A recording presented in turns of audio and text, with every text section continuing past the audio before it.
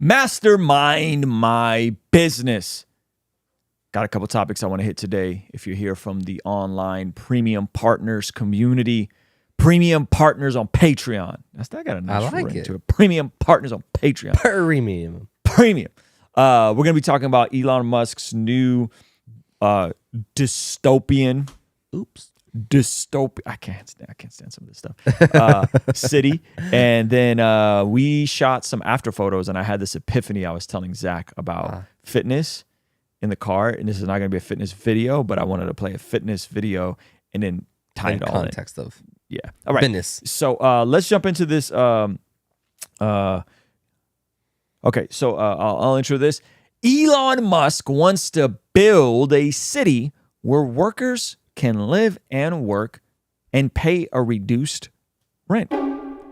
Is this a good thing? Is this a bad thing? We're going to be looking at a clip from Breaking Points about this conversation and examining some of the pros and cons. I'll save my opinion towards the end. Let's jump in. Live in Elon Musk's proposed utopia town. Get a job at one of his If you'd like to live in Elon Musk's proposed utopia town, get a job at one of his companies, and you could become the newest resident of Snailbrook. Musk employees have described it as a Texas utopia. What do you think? Does Elon's new utopia represent a form of benevolent paternalism where the company is there to take care of its employees' needs and provide them with a good quality of life? Or is this just another incarnation of modern day serfdom? What do you think? When you hear this, Elon Musk wants to build a town where people work and live. What do you think? By the way, Mr. Beast just bought a whole neighborhood in North Carolina and moved all of his friends and family into it. Okay, I think when I hear this immediately, I go, it's probably going to be dope. Like he's not going to get, it would be bad press to make this city whack. It's probably going to be fire. Also, if you live there, that is the most employee mentality thing I've ever heard of in my entire life. What you mean? Like, not only do I work for him, but I live in his city. I live in his work city. That sounds like the system. Yep. I'm not mad at it. Yep. I also think it's going to be dope. Yep. So I don't think it's going to be dystopian. I think that'd be too much of an L. Yeah, that's the title that Breaking Points has here. Go ahead and play. Yeah. From the Wall Street Journal, quote, in meetings with landowners and real estate agents, Mr. Musk and employees of his companies have described his vision as sort of a Texas utopia along the Colorado River, where his employees could live and work. The Boring Company employees could apply for a home with rent starting at about $800 a month for a 2 or 3 bedroom. But if an employee leaves or is fired, he or she would have to vacate the house within 30 days. Okay, so everything has pros and cons. Everything has risks and rewards. Yes. The reward here is you get to live near your job in this probably newish tech type of city. Yeah. Right? I think other organizations have done this before, other corporations. At $800 a month, which is a reduced rate, probably for most of Texas at this point. Yes. And the con is, if you want to move, if you want to switch jobs, or if you get fired, you got 30 days, bud. Bounce. They're gonna shut your water off if you're late. Yeah. if you're late on a deliverable. Right. You know what I'm saying? Right. I'm curious, what's the square footage of these 2 to 3 bedrooms? I think they're pretty nice. Because he got the boxables though, right? Yeah. You know what I'm saying? Those are dope. Is it a 3-bedroom boxable though? Because that's gonna be 800 square feet. That's true. Let's see if they give any more details. Depending on your background, your opinion of company towns can probably go one of 2 ways. Forbes magazine writes, affordable housing, corporate America can be part of the solution. Quote, as housing prices continue to rise across the nation, developers, local governments, and major corporations have an opportunity to work together in the 21st century as partners rather than adversaries to help address the inequities of housing affordability on numerous fronts. This would be the most generous interpretation, I'll just put it that way. It's kind of perfect that Forbes magazine, a flagship corporatist publication, was the one to actually put forth this take, a take that I'm very familiar with because it's the world where I come from. This is going to be a slight to my alma mater, but day one of business school, we were indoctrinated with this notion that we weren't in it for the money. We were in, quote, the business of doing good. But then we took classes about how to make money through private equity, how to union bust, how to personify a brand in a way to manipulate consumers to buy. And that was somehow good. That was okay because it obfuscated the realities of what we were doing. This is just my opinion. The genesis of a lot of society's problems that the business community purports to want to solve are oftentimes byproducts of private industry's blind pursuit of profit. Okay, so I saw this. So, stop it. So I think he shows his hand there. Yeah. The point of having a business is to sell products or service. Yeah. He made that sound extremely evil and nefarious. Yeah. Like, how dare you make money? Unnecessarily. Here's what I feel like is missing from this conversation. Buy. Yet, if you consider what big business, and I'm not the biggest fan of like massive corporations where CEOs make 1,000, whatever the lowest wage worker is. Like, I don't think that's smart. Yeah. I don't think that's good from a morale standpoint. But if you just pull yourself back and go, okay, because of big business innovation, supply chain improvements, technology, we in America, if you're lower middle class, live better than kings did 100 years ago because of the consumerism of getting a massive TV for cheaper, getting a nice car for cheaper, getting air conditioning for cheaper, getting running water, right? Like there's so many things we take for granted. Yeah. And it's because of this quote unquote buy mentality that is intrinsic to capitalism. Yeah. And all of this stuff is getting cheaper. It's not like people are starving. Yeah. No one's matter of fact, we're doing the opposite of starving. Yes. Right? Yes. People are eating good. Yeah. People have shelter for the most part. And the folks who don't have shelter usually have mental illness around it. Oops. People have access to go and work jobs in comfortable situations to the point where we're literally dying of being too fat. Oops. You know what I mean? Like, Yeah. so what is this like buy? Like, yeah. And that's what a company's job is to do, is to make a product or service that people want and make you think that they're a good company that is providing value in their branding. What is the problem? Now, he talked about equities, and that's above I don't know what any of that stuff is. I don't know. I don't know nothing about that. I don't know anything about unions and the pros and cons of unions. I know I'm not a big fan of police unions, but I'm sure maybe Amazon could probably benefit to have a union, right? Like I don't know. That's above my pay grade. But what do you make of that? Okay, so the whole thing started about work cities, but then this was kind of his attack at like corporatism. Sure. Yes. Is that Yes. what I'm tracking? Yes. Okay. It's corporatism, but it's specifically saying these companies want you to think they're benevolent, Yes. right? And it's like, well, Tesla is literally changing the world Yes. with making EVs cool. Yeah. That then shifted the market, and like that is a net positive to the environment. That is a net positive to society. Yep. Like it's so yeah, like that's their job. Well, okay. So we already laid out this idea that Elon Musk is not going to make this corporate city negative for himself purely because it would be bad press. You could argue, and I would argue, that the desire of the corporate America to create an image of buy. We have a great business. We're helping people. We're doing good. Is also is a bonus. Sure. They want to make money, and to do so, there's some level of social accountability they have to have with the public. So even if it's slightly disingenuous, Elon Musk is going to make an amazing city. Yeah.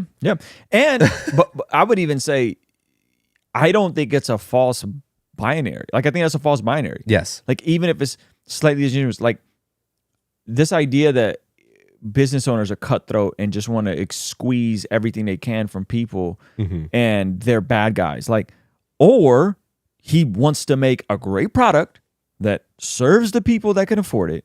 Yeah. Make a ton of profit for his investors, and create an environment where the people working for him enjoy, are fairly compensated, and live in a comfortable city. No one forced you to go to CarMax and get your 19% interest rate on your Tesla. Whoops. That wasn't corporate America that did that. Yeah. Okay. Yeah. But you see what I mean? Like it's this 100%. like people it's a false binary. Like okay, and I don't know Elon's heart, but neither do these people. Yeah. You don't know what his heart is. You don't Yes. know if he's trying to help or take advantage of his employees, right? But I think the notion that those things have to be pinned against each other is kind of gross. Totally. What's your opinion on a work city? I think it's dope. Think it's dope. I think if we earned enough to scoop up a neighborhood, to scoop up a cul-de-sac. You have to And work out. everybody can have their own house, and it's fly. Yeah. And then there's the work house, and that's fly. Okay. And then there's access to training and access to whatever and built-in community. Like I think that's dope. Now it does get a little problematic if someone wants to move on. Yeah. And how does that work? But I think it becomes one of those things like, hey, just so you know, if you are going to move in here, you're making a commitment for this many years. It's like an NBA contract. Yeah. You know what I mean? Yeah, you would have to. Yeah. I think you could create some sort of cult-ish mentality Sure. on accident. Yep. Just this idea that your community centers around your job. Yep. So even when you're out of work, Yep. your community, so it could almost be a replacement of church. I would be curious, does the work city even does it have church? Does it have multiple sort of buildings of worship? Yeah. Right? Does it even have a bar? Mm-hmm. Do they sell alcohol? Because that's unproductive to the workplace. Yep. Right? Do they have a dispensary? You know, it's like the interesting things like that. I'm like, I wonder how freedom oriented it is, Yeah. or if it's like Elon's personal values are this. Sure. And productivity. Yeah. And so you're going to see that reflected in the city. Yeah. Exactly. And there's no working outside the lines. And I don't know that. What I do know is everyone I know that works for Tesla yeah. loves working for Tesla. Mm-hmm. It's not like folks who work for Amazon. And by the way, I know a lot of folks that work for Amazon that like working for Amazon. By the way, I remember what it was like before there was Amazon and before there was the gig economy. Yeah. You get to wait 14 days for your package to arrive. Forget that. No, I'm just saying the type of work that low skill people got back then. Like I was working at Pizza Hut and cleaning toilets for my first 2 jobs. Yeah. That wasn't lit. I would have loved to go drive for Uber, set my own schedule, Yeah. work when I want to, Yeah. not have to deal with a boss or go drive for Amazon, right? Like, I don't know, man. I think some of this stuff is people don't really understand what life was like before. They don't appreciate how these far places. we've come. And it's also like, well, what do the people who work there think? Because everyone I know who works at Tesla, Chilling. they love it. They make good money. They make they make above average money, and they enjoy the work. And imagine like your city, your home, Yep. your vehicles, everything around you is like you're the first thing to get the updates. Yeah. So like you get all the braking technology, even if it's not like Tesla's figuring it out and Elon Musk is figuring it out, and they don't know how to scale it to actually make money. Yep. But it's just like, let's do this crazy thing. Yeah. Let's create solar powered vehicle cars. Yep. It's like, oh, it only works in a small city, but it. And Sure. so you get like all the cool Yeah, you're tech. trying stuff. Yeah. Yeah. No, that's good. pretty cool. That's good. Okay. Let's do part 2. Elon Musk's new dystopian city and some of the pushback that he's getting from the internet and wanting to build a city, a Tesla city in Texas. Okay, so here's some of the pushback around this city that he's looking to build. Byproducts of private industries. Texas for his employees. Let me pull this back. So we'll start it at the TikTok video. Profit. Okay, so I saw So this is from Breaking Points' breakdown of this. this tweet the other day about Elon Musk reportedly building a town in Texas for his employees to work and live in. And I saw up here that they were like, oh my gosh, the history of company towns. And I was like, oh no, we're back on this. Now, this is the other take, the take that I think is more honest because it's based on history. You know, the old adage that past behavior is the best predictor of future behavior. So company towns were popular in the U.S. from Okay, the so 1880s let's to the 1930s. get. Why can't I The econ- freaking stop it? We were Goodness gracious. pausing it at the same time. I've never heard of company towns, so neither. maybe this is something that I need to get educated on. Maybe I don't know what I'm talking about. Best predictor of future behavior. So company towns were popular in the U.S. from the 1880s to the 1930s. A company would own all the buildings and businesses in that town. And these companies tried to build a utopian worker society. Coincidence? I think not. This is the exact pitch that Elon Musk is making. Tell me why it's bad. I want to know why that's bad. Utopia. And what does history tell us about such utopias? I'm in Lelo, Colorado, where in 1914, Colorado National Guardsmen killed upwards of 20-plus citizens, including women and children, for striking against Colorado Fuel and Iron's extremely unsafe and exploitative labor practices. At the time, So a bunch of folks got deleted. Yeah. Is the Are we worried about that? no. I'm genuinely like, is the nod that like that's what's gonna happen in Elon City? Like, That's what I'm curious about. I'm also curious, like, is the person that's making this video, that lady talking about dystopian workplaces, know this piece of history and is on some like 2A stuff? I'm sure is this she on some like we need to fight back from the National Guard? No. I don't. I'm sure she knows this, and I'm sure this is a genuine pushback amongst people who don't like these work cities. My question is, were there labor laws back then? Were there all these protocols that we have now in these jobs, right? And two, is Breaking Point's really saying that like folks are gonna get deleted? By like, I hope that's not what they're saying, because that's such a bad faith take. Yeah. Go ahead. Colorado Fuel and Iron built company towns to house their workers, providing them with health care. Okay, let's zoom in real quick. I don't know if this qualifies as a company town. A company is that what Elon's town's gonna look like? This is maybe a company campground.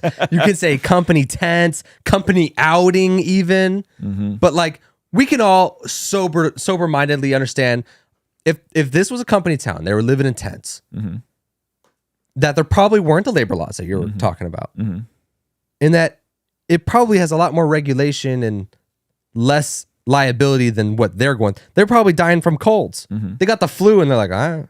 Take them out back. Yep. Go ahead. Education, and basic amenities. However, these towns were wholly owned and operated by the company, and they were created to control their workers, exploit their labor, instill loyalty, and to prevent unionization. I get it, and I think you get it too. It will be a utopian worker society in the sense that it will be optimized for the company to extract the most amount of value that it can out of the worker.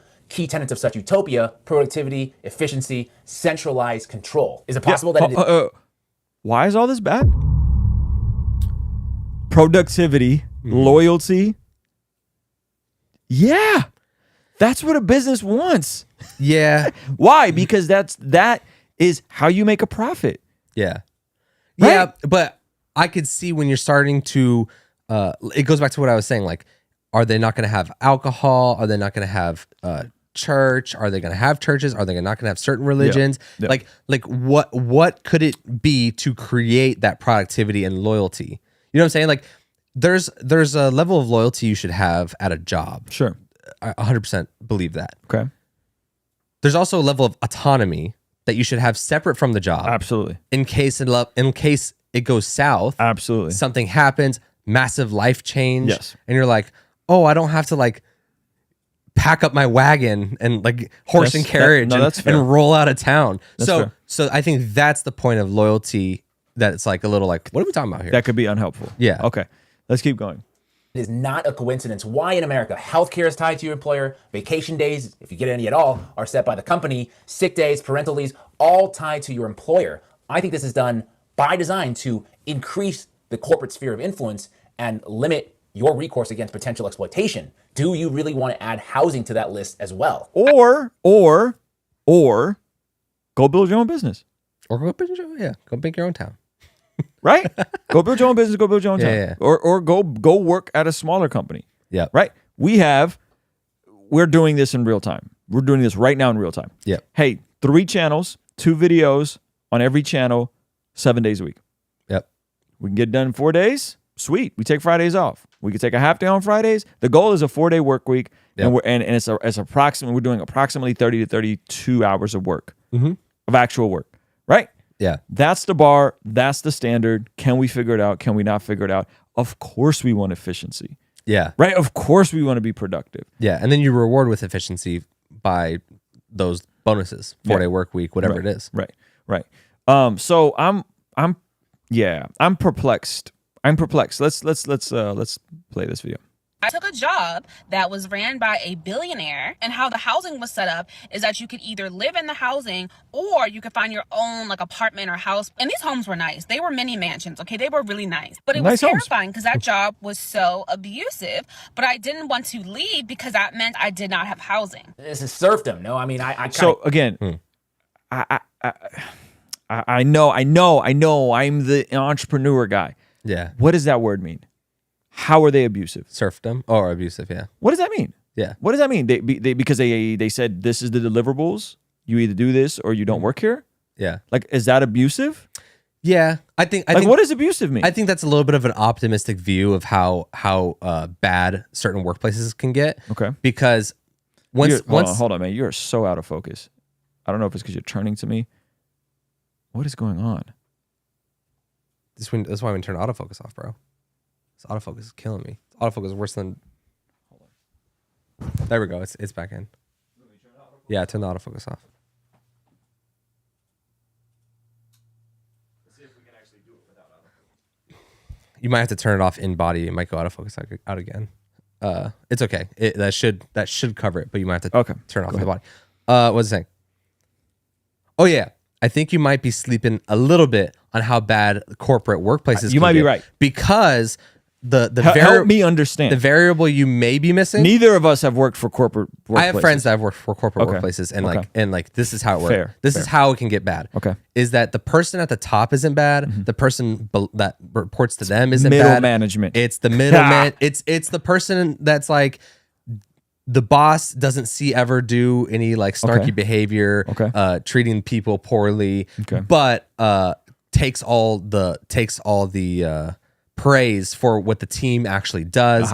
Then he goes back to the team and says, "No, this is not happening." Yeah. That, like it's like, you ever seen the How Money Works video about middle management? No, I and how the people that get promoted to middle management are the most incompetent people. Wow. But it's just cheaper to just put them in middle management because they actually, it's like The Office. Yeah. Right? Like he's like the most incompetent one there. And so instead of getting rid of him, it's cheaper just to put him in a leadership position. Yeah. And so that's how the big corporate view can get. So it's not that like Elon is abusive or even the bosses to below Elon are abusive. It's just that like when you get in your room of 15 coworkers, your segment of Tesla, let's just use Tesla as an example. Sure. That the person that runs that room is a jerk. Is a jerk. It's not like abusive, but it's like, yeah, he's a total jerk. It's like a bad workplace. He's like, imagine if you walked in here every day and you're like, it's the little Zach, no light in here. Put up your window. Chris, stop talking. We have stuff to edit, dude. We have so much to put out. Snapping your fingers at Chris people. is like, hey man, I gotta there's some really important family event I want to get to. Can I leave 30 minutes early? Nah, bro, we can't. Like that 30 minutes is really important. Yeah. Can I come in early?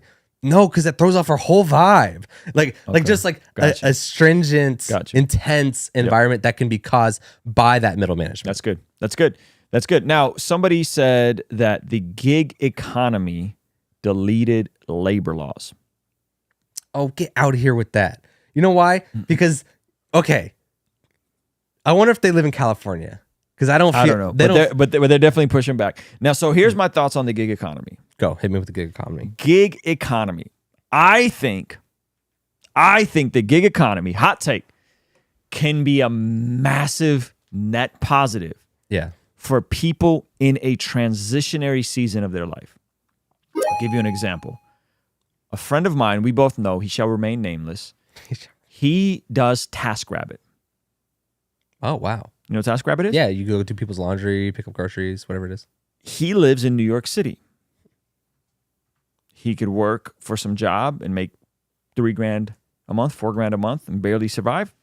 Or he can have TaskRabbit and he's making 6, 7K, sometimes 8K a month doing TaskRabbit. My man's a hustler. Check this out. As you do better on TaskRabbit, your rankings improve. As your rankings improve, you get paid more. As you get paid more, you have more flexibility on what jobs you won't take. So he's doing odd jobs. He's painting. He's doing these sorts of things, right? Yeah. The technology of it allows him the flexibility to take whatever jobs he wants. And you know what he does at night? He goes and gigs and works on a stand-up comedy career. That's amazing. He does 3 to 6 open mics every single night, and then he does TaskRabbit. This is the first time that he has money saved in the bank. He has an emergency fund. He's making good money. He can travel and go pursue his dream. I think the gig economy for the person that has that sort of vision, I think is a massive W. I think the gig economy, if you have no vision and you're like, well, I guess I'm just going to inevitably drive for Uber for the rest of my life, probably sucks. Yeah. You know what I mean? Like it probably sucks. But if you're like, yo, I'm going to go build my own thing. I'm going to go get my education. I think of my buddy Cyrus from Tech is the New Black. He went through a tech B2B boot camp where he's selling B2B business stuff. And he was doing that as he was driving Lyft. He was doing the B2B, the tech boot camp training while he was driving a Lyft at night. Yeah. He went from driving a Lyft at night and being homeless to landing his first tech job. And I think he started, I want to say like 70 or 80K doing B2B tech sales. Yeah. And now he's making 100K, 6 figures a month. Wow. A month. Like, That's because he magical. just kept improving his ability to sell, and over time, and it's all remote, by the way. It's all remote work. And now he helps people get into these programs, which, by the way, are very difficult. 30% actually complete, but out of the 30% who complete these programs, like over 90% get placed. Entry level pay 50 to 60K. I couldn't find a single person that I knew that I could pay to put them through this boot camp. You know why? Why? I'm just not passionate about it. Mm. I just want to find some work that I'm passionate about. Okay, cool. So you could either have passion or you can go get to the bag, right? Yeah. There's a trade-off. Everything in life is a trade-off. Everything in life has pros and cons, yin and yang, right? And so you were going to put them through it? bro, How much is the program? the program that that Cyrus connected me with was a $500 boot camp. Not bad. It's a $500 boot camp. Hard. It takes 30 to 90 days. It's Amazing. extremely difficult. Yep. 30% of people complete it, but again, out of those 30% that complete it, 90% get placed in a job. They help with placement, and so they sell business tech automation software, and you're selling to other businesses, Wow. right? Folks don't want to do it. Cool. All right. Cool. So if you're not willing to do something like that, then or go get certified as a plumber, or right, then like. Yep. And you're going to do Uber and Lyft. I think a lot of this is lack of vision for people of what's possible. Yeah. I don't think it's the gig economy is bad. I mean, what was the alternative to the gig economy? Working at a taxi company. Working at a taxi company, right? Yeah. Or working at Walmart, Yep. or cleaning toilets, or Mhm. working at Pizza Hut, right? Or you figure out a way to get a nice, reliable car that's within the range that Uber allows you, and you got to then figure out how to do it. No, it's not always going to be a net positive when you factor in mileage, when you factor in wear and tear on your car. It's not always going to be a net positive. Yeah. But you don't got somebody telling you what time you got to be at work. You don't got somebody telling you what you can and can't do. There's a level of autonomy. I know people that have used it to get out of a bad financial position. Okay, tell me more. Depleted emergency fund, another emergency pops up, or maybe didn't have emergency fund, emergency pops up, whatever it is. And they're like, they finish their long work day, and they're like, all right, I'm going to go run Instacart or whatever the ones that other people do, right? Yep. So like Uber Eats or something like that. And then you just hustle after work to get an extra couple $100 within a couple days. And then it's like, oh, cool.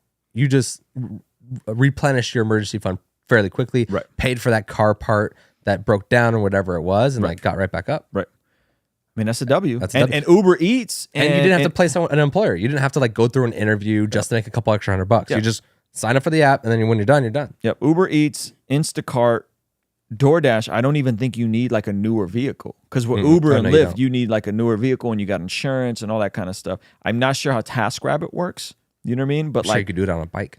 because this is the part that folks don't understand is like, for TaskRabbit, for someone like me, like, I don't want to assemble the freaking IKEA loft bed. I'll do it all I don't day. want to. You like to do that crap. I don't want to Yeah. do that. Yeah. Let me just pay somebody $100 to come and do it for me, and Yep. knock.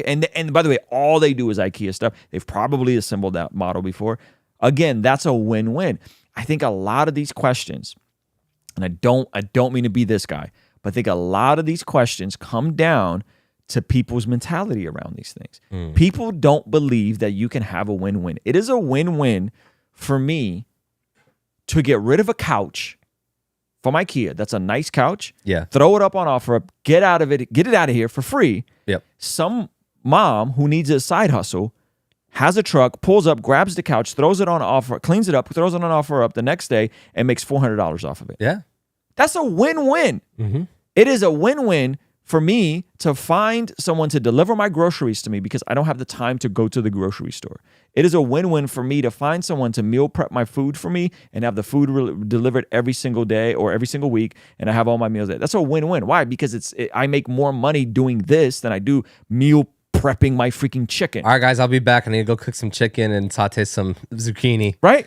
It doesn't. That doesn't make sense. So that's a win-win. I think some of this stuff, not all of that. Again, I understand there's bad bosses. I understand that sometimes the Uber and all that stuff, the wear and tear on your cars and factored in. Like I get all of that, the insurance and how that. I get it. I get it. I get this nuance. I'm not trying to, but I think some of this is coming from a place of a mentality that says there is no win-win. Someone's always getting over on you. It's a pimp or be pimped world. And therefore the system is rigged, or you turn heel, you turn bad guy. And you're like, I'm going to play people. And I'm going to figure out how to pimp people out. Yeah. Right? Which is contrary to if you're coming from a godly, Christ-centered worldview. Yeah. You should be looking for the win-win in every encounter, in every situation. You know what I mean? And so that's the part about the gig economy stuff that I kind of get like, ugh. Yeah. Yuck. Yuck. You know? Also, like, if it's not worth it, don't do it. No one's forcing you to drive for Uber. Exactly. Like I drove Uber Eats when I was fresh out of high school in an 06 Saturn. And it was nice. But like when I realized like the gas and all in my old 06 Saturn wasn't good, I wasn't like, oh, the man. Yeah. Ubers, they don't pay me. It just didn't make sense. Yeah, for you I was just like, oh, I'll find something else. Yeah. I didn't think about like, why is it built like this? Why can't they pay me more? I didn't contact support and ask if they have any better programs. Yeah. Like, yeah. So I would say in summary, man, if you are in a place where you need something temporary to get you out of a rut, it's a massive W. Yeah. You know what I mean? In Dave Ramsey days, he would used to talk about delivering pizzas. I was dropping off my nephew yesterday in the valley in Oceanside. I pulled up, and usually when you like pizza drivers are like older, you know what I mean? Really? Yeah, I mean they're like older, you know.